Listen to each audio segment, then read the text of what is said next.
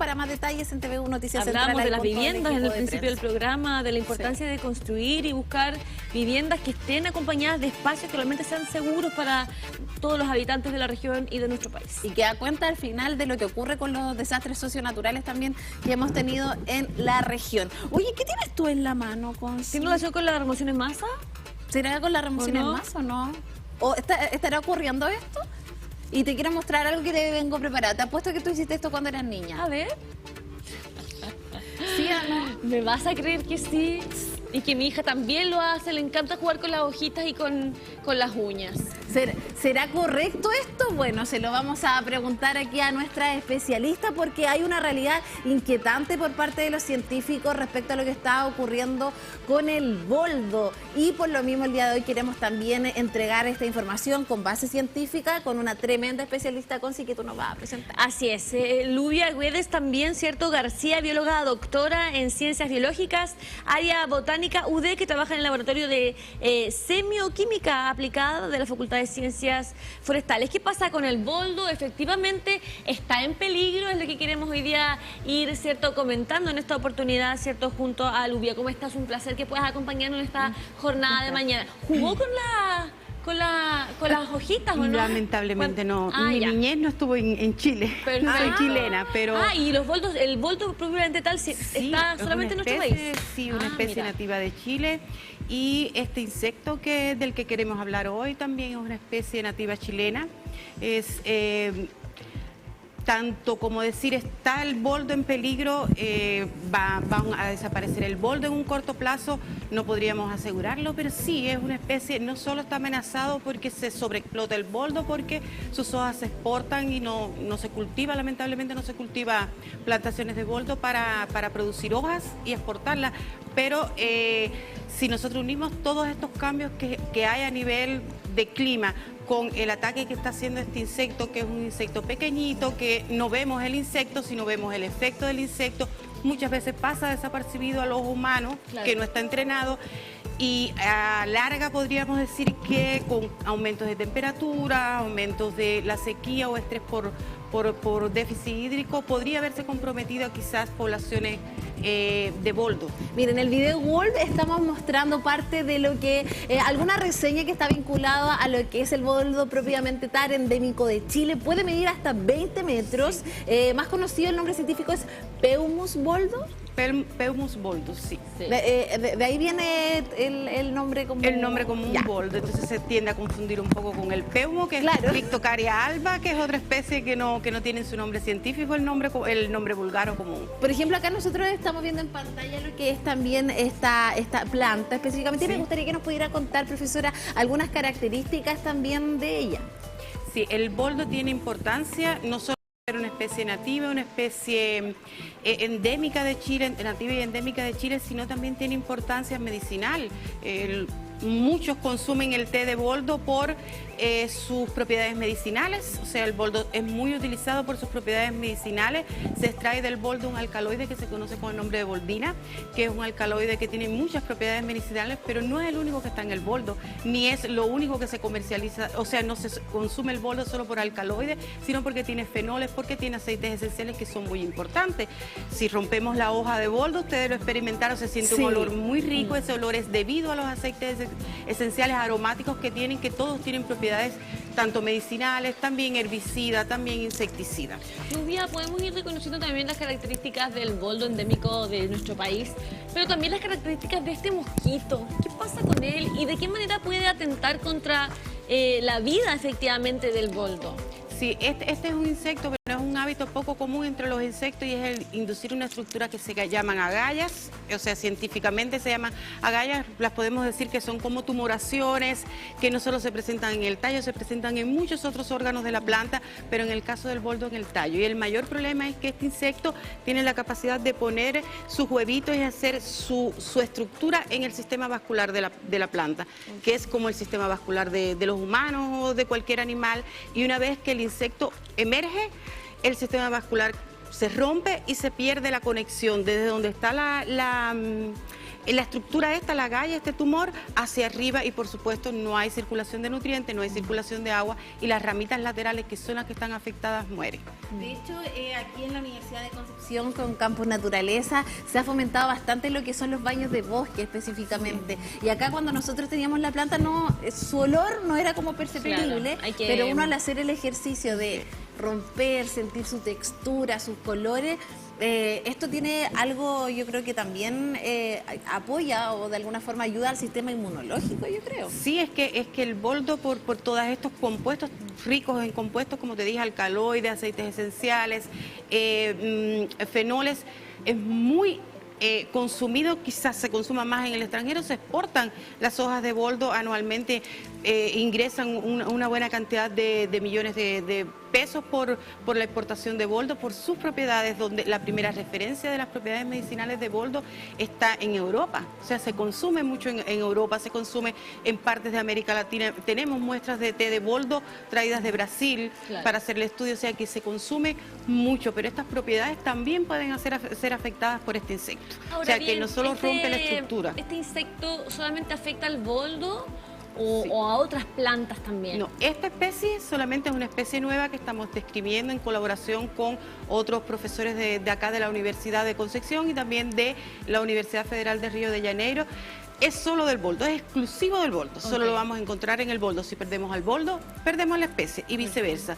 Pero en otras especies como los notofagos, que también son algo típico del clima chileno, también son afectados por otras especies, pero que también inducen estas estructuras. Oye, al escucharla y decir esa frase, perdemos el boldo, perdemos la especie, sin duda es algo que impacta desde lo que está ocurriendo hoy en día también con la naturaleza. ¿Qué se está haciendo específicamente en cuanto a planes estratégicos para evitar que esto ocurra y sobre todo cómo los científicos también están trabajando y científicas están trabajando en esto? Sí, como en el marco propio de la universidad estamos, por ejemplo, está la misma Facultad de Ciencias Forestales donde yo estoy trabajando, está enmarcada en rescatar pequeños relictos de bosque nativos que quedan, donde hay boldo, donde hay olivillo, que también es afectado por agallas, donde hay un número de especies nativas, tratando de conservar su hábitat natural para evitar precisamente perderla. Pero es inevitable, o sea, hay muchos estudios que dicen que puede suceder a futuro con estas especies. ¿En cuánto porcentaje, por ejemplo, si pudiéramos, no específicamente, pero de cuánto estamos hablando de que existe este riesgo? ¿Cuánto es el porcentaje de riesgo aproximadamente?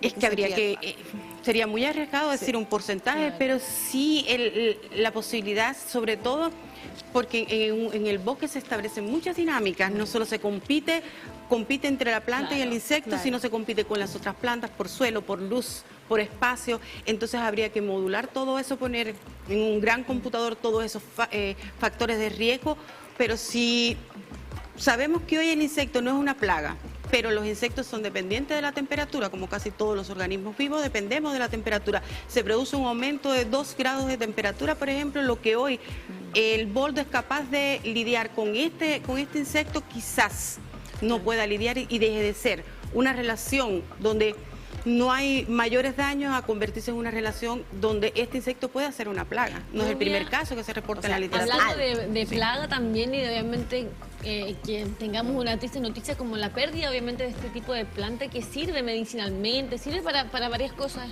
que lo hemos ido también conociendo desde la esfera también desde la medicina natural. Pero ahora bien, ¿qué puede hacer la comunidad, por ejemplo, en caso de tener, por ejemplo, este tipo de plantas cerca? ¿Hay alguna manera de poder evitar este tipo de mosquitos? ¿O en caso de que exista alguna forma de poder ahuyentarlos, por ejemplo?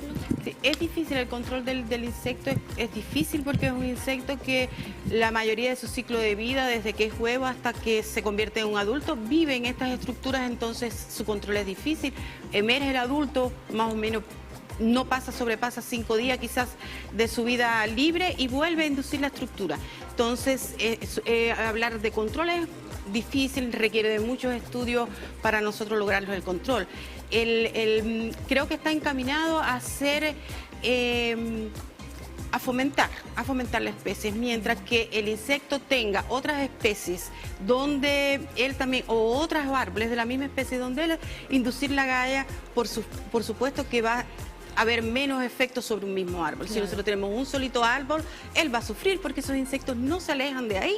Es un ciclo que van a estar constantemente infectándose y volviéndose a infectar. Entonces yo creo que tocaría fomentar, sobre todo los que tienen algún predio en el campo, fomentar estas especies. Ahí la tenemos, a la larva. Ahí tenemos, en vivo. sí, aquí tenemos la larva y acá en la imagen del centro tenemos un corte longitudinal de la estructura que está en la primera imagen, donde vemos, ahí en ese orificio, ahí vive la larva. Profesor, usted nos quería mostrar quizás algo también Sí, con mira. la planta que se la voy a entregar, Sí. que es un olor exquisito. Sí. Por ejemplo, aquí tenemos una ramita lateral, que es donde se induce el insecto, y todo esto que vemos nosotros son las agallas. Ah, mira, cosas. Entonces, son, ¿ven?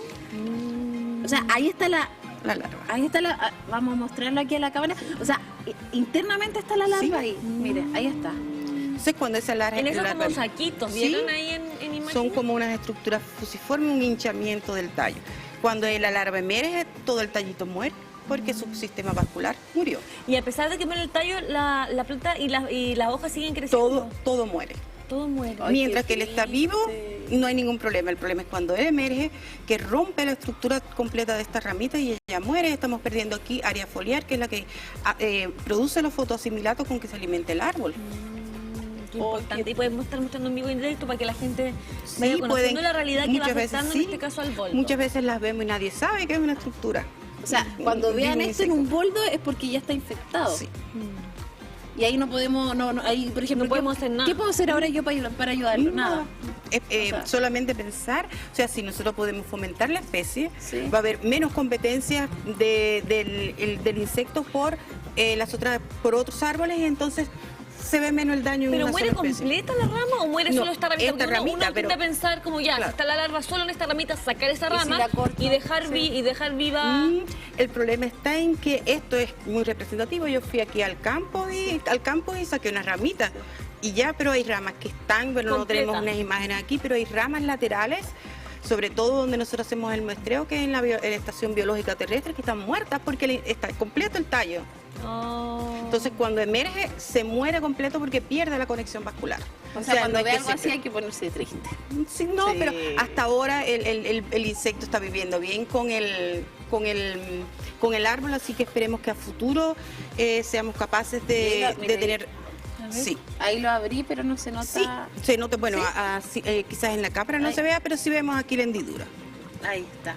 Ahí abrimos el.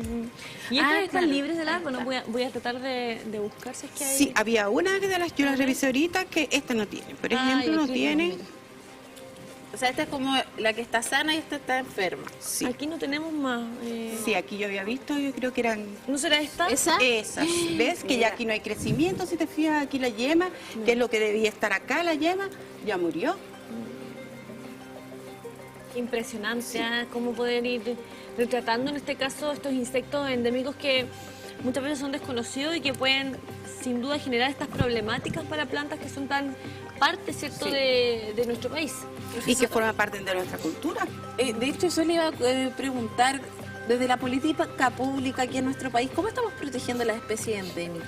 Sí, se hace un gran trabajo. Incluso hace poco, ayer creo que recibimos una solicitud de CONAF de Temuco, que tienen la persona que atiende por CONAF el bosque nativo, para hablar sobre la especie, o sea, sí hay apoyo.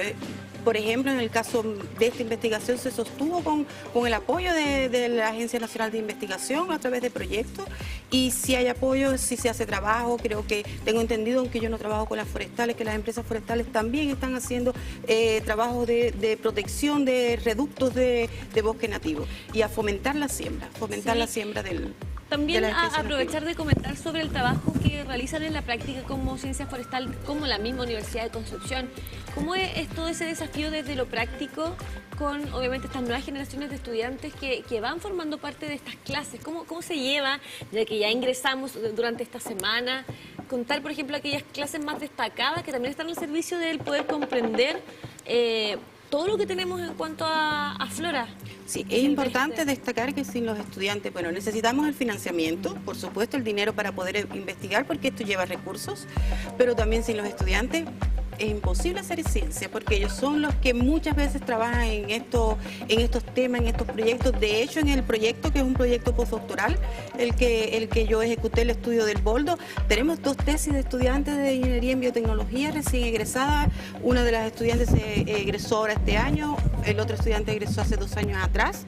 Y recién obtuvimos financiamiento para otro proyecto con otra especie nativa que también sufre de los mismos problemas, que es el huigán o esquinos polígamos, y ya tenemos estudiantes vinculados. O sea, los estudiantes son un pilar en la ciencia. Sin los estudiantes no podemos hacer ciencia, porque son el motor del estudio. Además, siempre la juventud tiene muchas más ideas, vienen con mucho más manejo de redes sociales, con manejo de técnicas que ya nosotros nos vamos quedando un poquito de atrás, y sin los estudiantes imposible. Además, por lo menos los estudiantes de la carrera de ingeniería en biotecnología vegetal, que es con la que nosotros trabajamos, son muy motivados, y todo lo que es bosque nativo, siempre ahí vas a encontrarlos a ellos presentes para estudiar. Profesora, ¿qué la motivó a usted a poder de alguna forma trabajar por salvar esta especie y sobre todo seguir investigando y motivando a los mismos estudiantes de la comunidad universitaria a de alguna forma proteger y a trabajar por la biodiversidad? Ya cuando yo empecé en este camino, un profesor insigne de esta universidad, el doctor José Becerra, me habló de estas estructuras, las agallas. En Chile no se estudiaban. Yo creo que somos uno de los pocos laboratorios, o el único en Chile, que estudia las agallas. Y por supuesto, las especies nativas son las que son más afectadas por insectos gallícolas. Y yo venía con algo de entomología, ya que había trabajado en algo de entomología, especies nativas, agallas. Mi base es botánica, tengo especialidad en la parte de anatomía y histología de tejidos vegetales, y este era el modelo de estudio que me lo regalaron.